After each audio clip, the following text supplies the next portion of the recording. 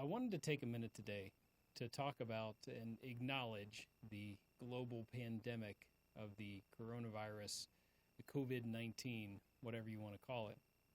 It's certainly been disruptive, if nothing else.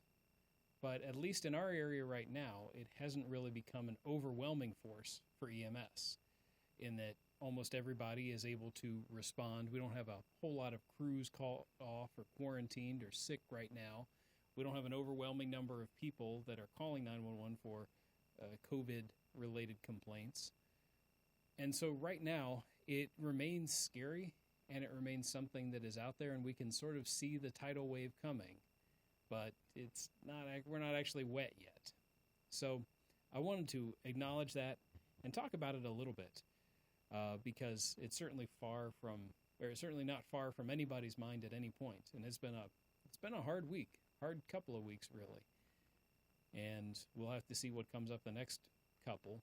But I think for the most part, one of the best things we can do is try to stay active and do what we can. So to the end of let's not spread a bunch of stuff out there that we'll need to recant later, there should basically be one centralized source of information. If your EMS service is putting out, information to the public, I hope that what you're saying is check out the CDC website for any information and updates. Because when you put out a PDF that has a bunch of infographics or something like that, I started making this talk, for instance, on Monday. It's currently Friday. Almost the entire situation has changed. Some of the recommendations are still as current as I can make them, but things change quickly. And if there are 50 different pieces, 50 different formats, 50 different versions of a sort of similar topic, then nobody knows what to do. Which one do I use? When is this actually dated? Who's actually dating their stuff? Current as of blah, blah, blah. What we should be doing probably is not offering up our individual opinions on it, not saying we're going to put out this and then we'll have to update it later. Say, go to the CDC. It's a reliable source. Use the information on the CDC website. We will develop policies for our individual agency, but if you need information, don't trust me as an emergency doctor. I can kind of tell you what I know, my tiny little sphere. Check out the CDC, who is full of people that are doing this because this is their job. Let them do their job, and we'll defer to them. That said, once we have this source of information, I want to relay at least what is the current, as of the making of this, current recommendations on some of the stuff that is out there. And I'm doing this because this is the way that I have to reach some of my services that are out there that I can't get to in person and tell you this in person, and most of us are actually canceling a lot of our trainings and stuff. So this is me talking to some of my services. If your service doesn't agree with it, or if you don't agree with it, that's fine. But this is Walt Lubbers, Medical Director, speaking to the folks that look to me for medical direction. So you don't have to like it. I'm putting it out there, and hopefully it's useful to you. All right. Again, cdc.gov has all the updates. Let's talk about what you're supposed to wear when you're taking care of a COVID-19 patient or a suspected COVID-19 patient. This is somebody that's got, basically at this point, fever. But remember, there's lots of different symptoms. It's primarily fever and lower respiratory tract infections. The French and all their stuff are including upper respiratory tract infections. Again, the chaos behind who should actually be getting tested right now is not known. Hopefully somebody figures that out, and I will delete any further commentary on it. But if you suspect the patient may have COVID-19 based on local protocols or CDC guidance at this point, the recommendation is that the PPE is an N95 respirator if available, a face shield or eye protection that goes entirely around your eyes and covers the sides, a single set of nitrile gloves, and a gown. Now, you may say, we are going to run out of that stuff, and that's true. And I will say something is better than nothing. The word has been 80%. So something is better than nothing. Don't not wear anything because you don't have an N95 mask. Do the best that you can.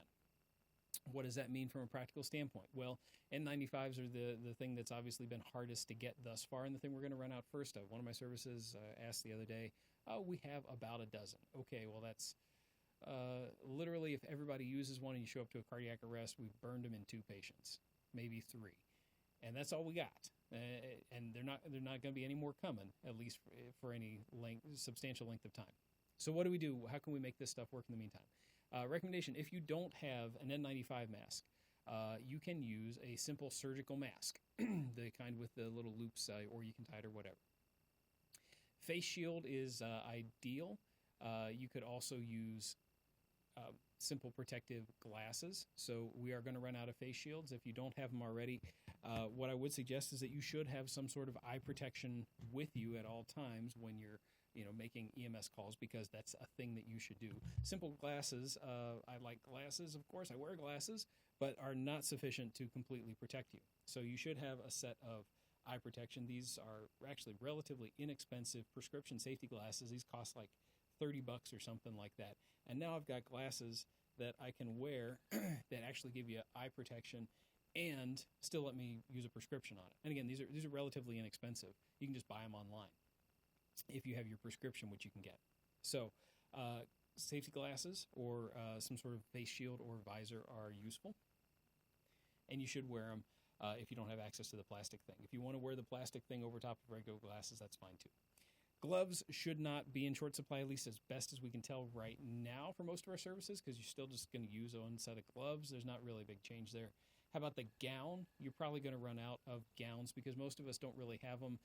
You may have one in your OB kit, but there's a good chance that you don't have one otherwise. What are you going to do about those? Well, one thing you might consider switching to is, if you are using them and in patients where it's indicated, you may talk to the hospital, or you may see if you can get some washable gowns. And the idea behind this would be that you use it and then launder it in between each patient. That brings up its own set of challenges, but you could do that. Your hospital probably has 10 of these that they might be willing to give you, because these are reusable if you're in dire straits. So check around and see if somebody can accommodate you that way if you run out of plastic or woven disposable gowns. Now, regarding gowns, one thing that we don't really think of, you see lots of folks that will come in with, they've done a good job, they've got a mask on, or they've got the face shield on, and they've got an overhaul mask on or something like that. And yes, they look great from a respiratory standpoint. However, when they go to make the move of the patient onto the bed, when they lean over, they come up in contact with the bed, they come in contact with the patient. Hopefully they're wearing gloves, but we don't think about this usually as being a real high exposure time. This is a pretty high exposure time. And there are potentially little bugs all over the place. Maybe this kid turns his head and coughs right onto the bed right where she puts her hand. So not only do you potentially contaminate your hand or your glove, but your fleece jacket or your coat or whatever it is that's with you. So keep in mind that bacteria are everywhere, and the ER, as well as the inside of every ambulance, is covered in essentially a fine layer of feces. So you probably should be wearing a gown for patient movement type things. That may require you to consider how you're doing patient movements. Do we really need 4 people for it? Can we use 2? Can we use 3? That sort of stuff. But if you are doing a patient move, if you're lifting a patient, then you probably ought to be wearing a gown with it. Let's look a little bit, once you get the patient into the ambulance. This is an Italian ambulance. The recommendation is that you, of course, limit the number of people in the box portion in the patient compartment with the patient, as you don't want more people exposed than need be. You cannot be more than 6 feet away in the back of that thing, so don't put a bunch of people back there who don't need to be. Ideally, a paramedic and an EMT would be the only ones that are back there. But if you need more people, you need more people. You just have to get PPE for it. One thing to mention here that you may notice, I don't know where this guy has been, if he is staying in the driver's seat the entire time, but the recommendation is that if you come out of the back of the ambulance to go drive, that you should take off all your PPE except for a mask. So you shouldn't wear your PPE in the driver's seat, not because you're going to obstruct something, but because you've got that thing covering you. The patient sneezes on you, you're covered from the whole front of you in it, and then you get in the driver's seat and bump up against the steering wheel, and you bump against the seats, and you bump against the seat belts, and now all that is contaminated.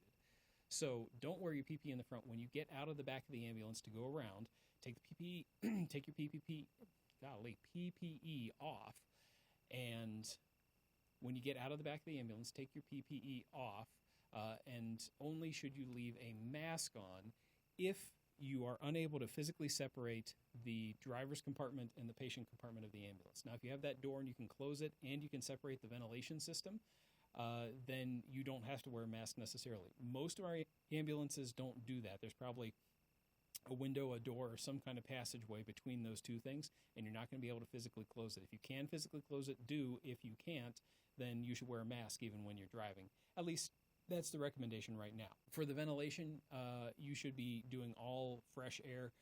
Don't recirculate anything. It's in this case, we usually say, yeah, turn up the heat and that kind of stuff. You can turn up the heat, but make sure you are not recirculating air from the interior of the ambulance. It should all be fresh air. Now, the aerosol generating procedure. This is the time when, if we are going to do one of these things, we really need to be in the full PPE. What's an aerosol generating procedure? Well, it's anything basically that involves air either being pushed through a lumen or around a corner or something like that, where you can break up the little particles of spittle and saliva and stuff and turn this into a mist that you can then breathe in or hangs out in the air for any length of time, which current thinking is that maybe this stuff is hanging out in the air for longer than the typical droplets might be. Nonetheless, aerosol generating procedures should cause you to really kind of not only limit what you're going to do, but to take full precautions when you are doing them. So things like intubation, oropharyngeal suctioning, nebs, CPAP or BiPAP, cardiac arrest management, chest compressions. When everybody thought like, oh yeah, chest compressions, you just push on the guy. Well, every time you push on the guy, stuff comes out of his lungs out into the atmosphere, and that's probably all aerosolized. So cardiac arrest and chest compressions are probably a really big source of little aerosolized droplets. And then the last one there is BVM as well. Don't forget about that. Even if you think this is a closed system, and same thing goes for your CPAP or your BiPAP. If you think this is closed, you think you have a good seal, there's always something that leaks out all the time. There's always something that's spraying all over the place. Likewise, whenever you provide positive pressure, there has to be an exhalation port, and stuff can spray out of there as well. So limit aerosol generating procedures as much as possible. If you are going to do them, you should use an N95 mask. You should go ahead and burn one now. Again, with as few people as possible, but you do need to use it. You need to wear the gown at that point. You need to have the face shield and everything like you would. These are the times to actually use these things if you're trying to conserve them. And if you're doing it in the back of the ambulance, then what you should do is open the doors on the back of the ambulance to provide as much fresh air and as much evacuation of contaminated air outside of the ambulance itself. Now, you don't want to open this into a crowd of people when they're all walking past on the sidewalk. That would be less than ideal to spray all these folks with it. But you should open the back doors on the ambulance and turn on the ventilation system in the ambulance in order to blow as much as possible out because you don't want that. You don't want stuff sitting and stagnating. That's the word on aerosol generating procedures. Talk about your BVM if you do have that. Keep in mind that on any airway device, if you're getting a seal around the face, there has to be some way for air to escape, and air goes up out of the patient through the mask when you're in exhalation, and then out this exhalation port here. You usually would have a PEEP valve on there. Keep in mind that now what you need as well is some sort of HEPA or viral filter because, air in, aerosolizing as it comes out, you're spraying all that stuff into the cabin or into the patient's house or on your partner, depending on where that exhalation port is placed at, if you're getting anything and it's not just leaking around the mask. There's probably ways that we can figure that out, but you do need, if you're using the mask as you normally would, then you do need a HEPA filter on the end of it or a viral filter on the end of it to avoid spraying everybody with it. What's not commonly talked about in EMS is how do we get that PPE on? We've detailed a number of things that we think you're supposed to wear. It actually might make a little bit of a difference in terms of how you get that on and off. Now, luckily, this is not nearly as complicated as the Ebola stuff, if you were around for that, which was a nightmare. This is a little bit simpler. This is putting on a gown, gloves, face mask, and a surgical mask. But let's talk about how to get that stuff actually on and off. This again the graphics you'll see here again come from the CDC and have the recommendations. I will tell you if I'm going off book with it. So start by how to get it on. You've got a gown. This could be a reusable gown or this could be a standard, hospital issue disposable woven gown. So I've used this one a couple of times and so it has gotten some tears in it. You ideally would not be using a gown that is perforated already. Put one arm in. if there's a little thumb hole, you put your thumb through that hole. Put the other arm in. And again, this one, normally you wouldn't have this big hole here. If there are ties on the back of the gown, then you tie it. You got the gown on. I would also recommend, people don't, but I would recommend taking these ties if this is the type of gown that you had, and doing the ties, because otherwise the thing blows around. And, you know, in fact, not only should I recommend it, I should say we just need to do this. You can imagine if this thing is blowing around and a gust of wind hits it and goes, then you've contaminated, you know, your head, your hair, whatever else you're talking, you know, your forehead. Don't do that. Keep it close to your body. It's not just looking professional and looking like you know what you're doing and not looking like a bum. There is actually a safety thing for it. So we've got our gown on, and again, this doesn't fasten in the back just because I've used it before. There we go. Gown is on, just like so. Next, you should be putting on your face mask. This guy down here. Again, you can use ties, or you can use the ones with the little elastic bands. It goes on the front of your face, like that. Things over the ears, and then pull that down. Push it around your nose. So if you're wearing an N95 mask, you really shouldn't get a lot of fogging of like your glasses, which I'm getting a lot right now with this surgical mask, which is not designed to seal. If you're getting a lot of fogging when you're using an N95 mask, that probably means you have a poor seal and it's probably leaking up there to start off with. So that's a problem if you're seeing it. But you will get a lot with a surgical mask. That's just the nature of it. It's not designed to seal. So I've got my mask on. Eye protection, again, is important. And regular glasses won't cut it for this. Then again, if you have nothing else, it's better than nothing. But what is better is to use a face shield, or to use a set of safety glasses and eye protection that wraps entirely around to the side as well and provides contact with your face there. So now I've got my eye protection on, I've got my face mask on, I've got my gown on. We just need some gloves. And again, a single set of nitrile gloves is just fine. You don't have to do you should have done some hand, cleaning before, but you don't have to do like the 2 sets and the taping and all that stuff like before. This is fairly straightforward. Just putting on the gloves so that they cover over top of the edge of the gown, just like that.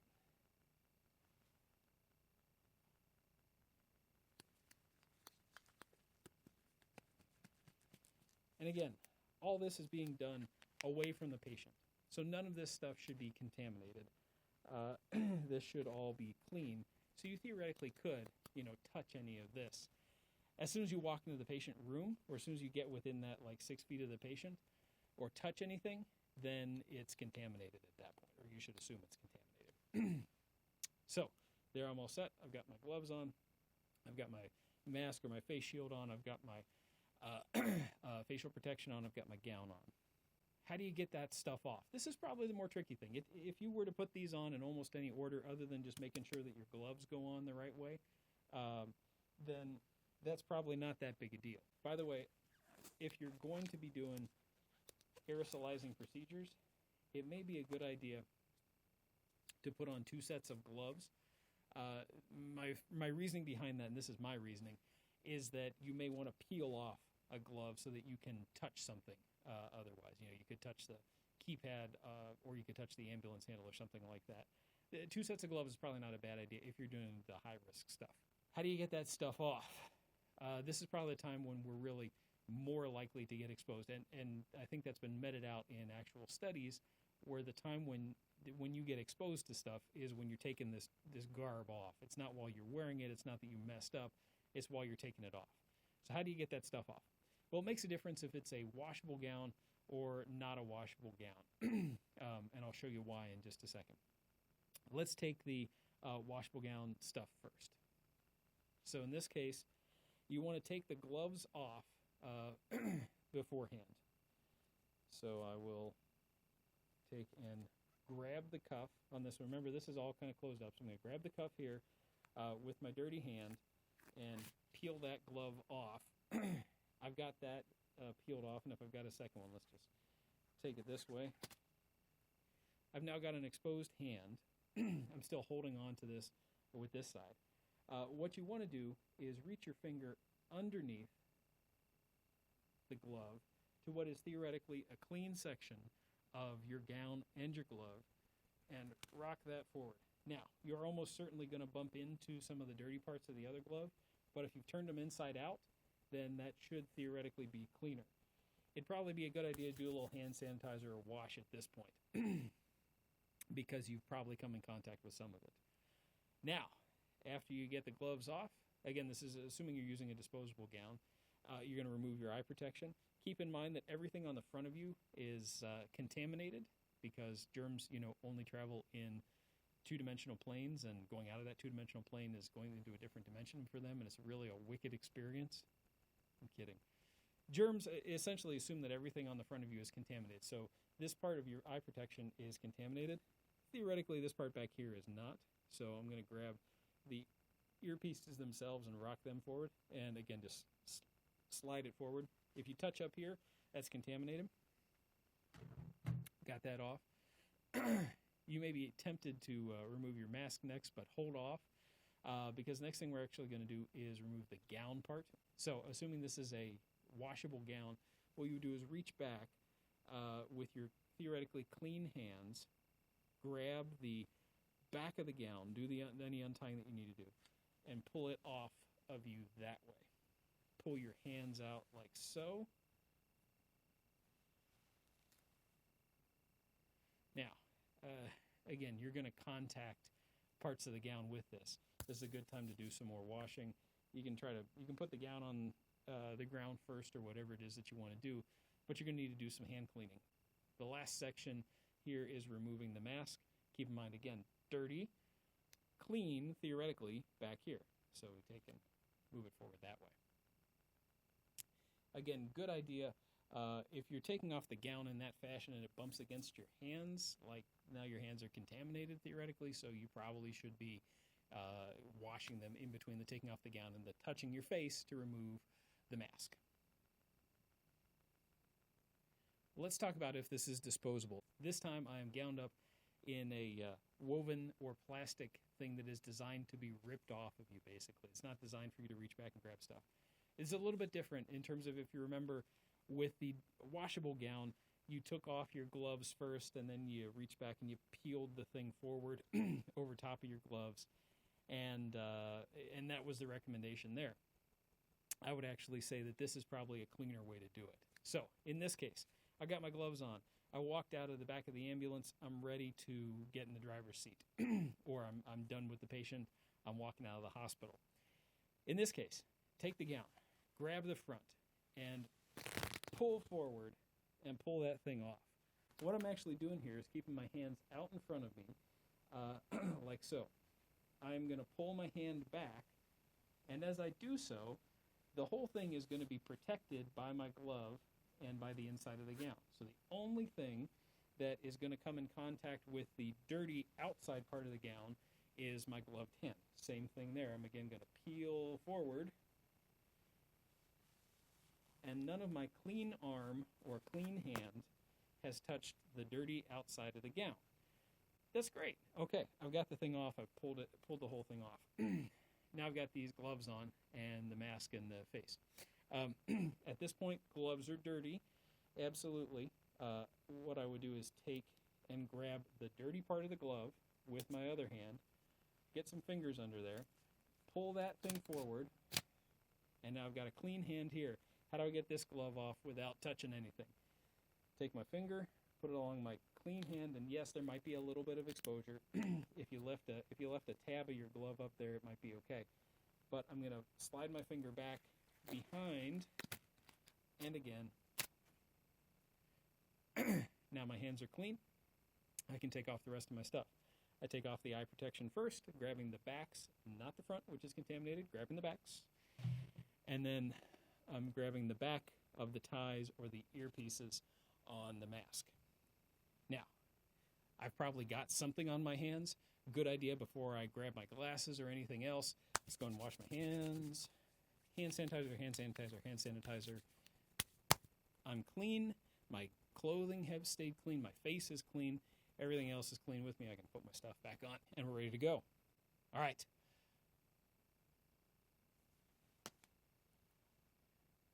One thing to mention otherwise, and this again, I am doing this because I'm thinking about my services.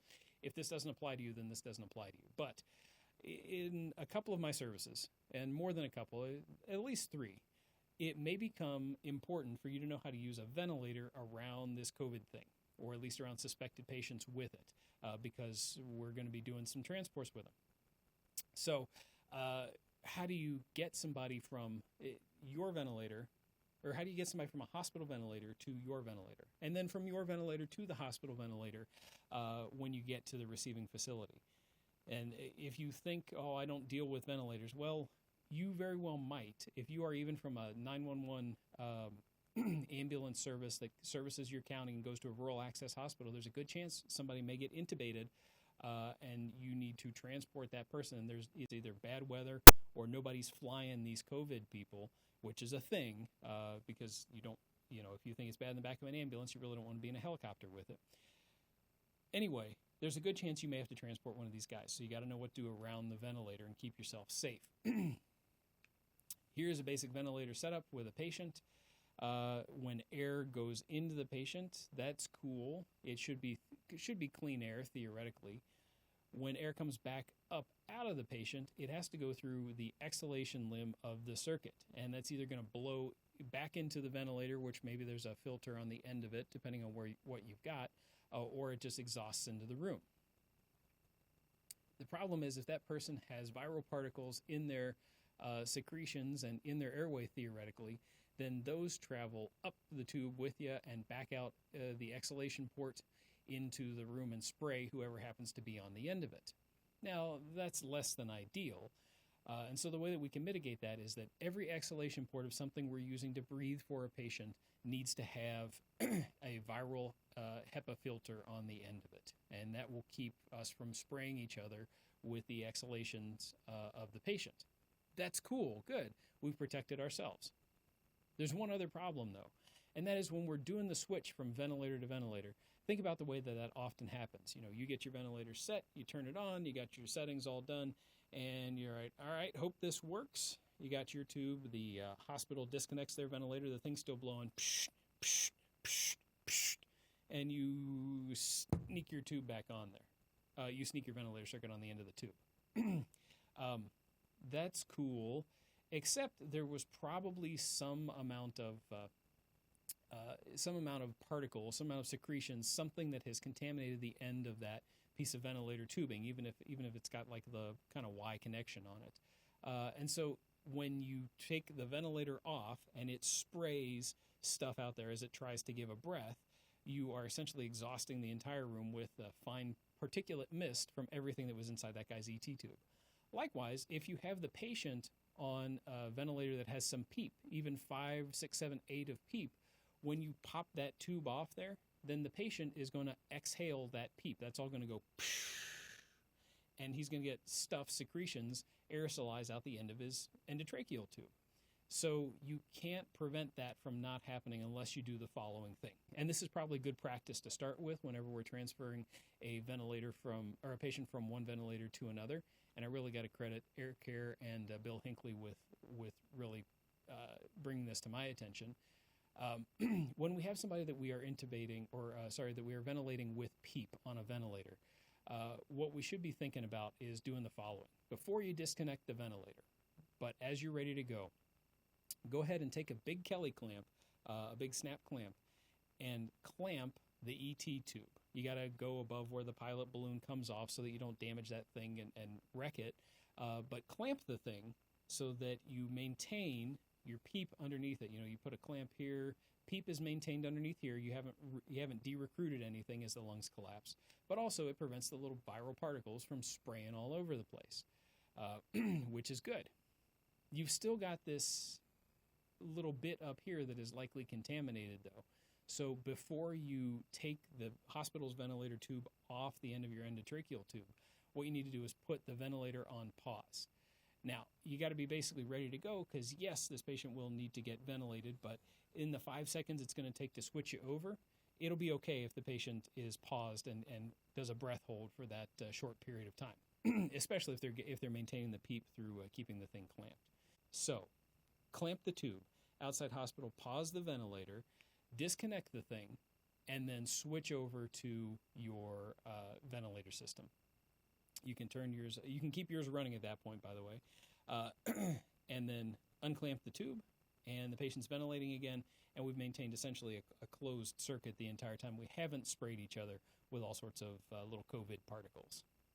Hopefully that's helpful. It's certainly something I want you to do. If it's not in a protocol, just hear me say, I want you to do this when you switch ventilators, pretty much all the time.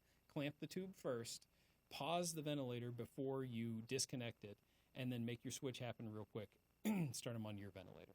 The one last thing I want to say is that it is a little bit cool now. I know it's springtime out there, but metaphorically speaking, it's a little bit cool right now. If we burn all of our firewood tomorrow because we're worried that we might get cold, then when it gets a lot colder, and it's by all accounts going to get a lot colder, then we're not going to have any wood when we actually need it. So this is the time when we need to be thinking, do I really need to do this? And really questioning what can we get away with while we have the stuff available to us and not when we're forced to act otherwise. I'm not saying don't treat a patient. I'm not saying if the patient needs a life-saving intervention that you should withhold it from them, or that if you really need an N95 mask for this aerosol-generating procedure that you can't not do, that you shouldn't do it. But be thinking about it. This is the time to say, man, does he really need a neb, or is he going to be okay on just oxygen until we get to the hospital and they have an MDI there? Or, hey, buddy, you've got an inhaler. Why don't you grab your inhaler and we'll give it to you, which is a lot less aerosol generating. And that way you're not burning a new MDI and a new neb set and everybody's happy. This is the time to be asking those questions. As you're asking those questions, though, make sure that you're sticking with somebody that knows, because there's folks from the CDC and your regional health departments and regional EMS coalitions and that kind of stuff. There are lots of people who are thinking about this stuff all the time and are making this a more than double full-time job. So stick with the advice. It's not put out there to inconvenience you. It's put out there to try to keep you safe as much as possible and to do the best job that we can. If you do find yourself needing some protocol that's not in the CDC stuff, consult with other people. Don't try to make this stuff up on your own. Let's take Kentucky. If there are 130 agencies in Kentucky, the last thing we need is 130 different paramedic-initiated refusal protocols or non-transport protocols. Give us a little bit of time, and all the questions that you have, somebody else has as well. Don't make this stuff up on your own. Let's consult with people. Let us consult with experts. Let's get it all together so that we're all on the same page, so that you can go from one county to another and know that you're being equally taken care of from each place. One last thing I'll mention, this is a lonely time. I mean, literally, it's called isolating. It's social distancing, staying away from people, which is not what we want to do. Especially in times when, in times of trouble or in times of crisis. The thing I told you at the very beginning, what was one of the things that was really helpful for me, and the thing that I'll always remember, was that when September 11th happened, I was with my new family. And I had a bunch of people my age who felt the same way and were interested in the same stuff that I was, and that was great. And with this one, we don't have that. We're in fact telling people, if you're an EMS provider, you should stay away from your friends. You should not probably go over to other firehouses, because if one of you gets sick, then there's a good chance all of you are going to get sick, and we can't take the entire service out. So this is a time when we're intentionally being told, be a loner. And that's really hard, and we've already seen people just essentially cracking under the stress of a few days of being told to stay home. This is a hard time. So be nice to each other. And when I say be nice to each other, I mean be supportive of each other. Be tolerant of each other. Everybody's going to be on edge. Everybody is going to handle this a little bit differently. And we need to have that tolerance for everybody else who may be handling this in a different way. Because it's going to get worse before it gets better at this point. But help your friends through it. And we'll all get there in the end. Mostly I say keep going. We can't not go into the tunnel. Like the train cannot stop before it enters into this tunnel here, but we're not even into it yet. the good news is that there is a light at the end of it, and if we keep going, eventually we are going to get out of this. This isn't going to last forever. But we're sort of stuck going in right now. So keep your chin up, keep your nose to the grindstone, do your job, and we'll meet each other on the other end.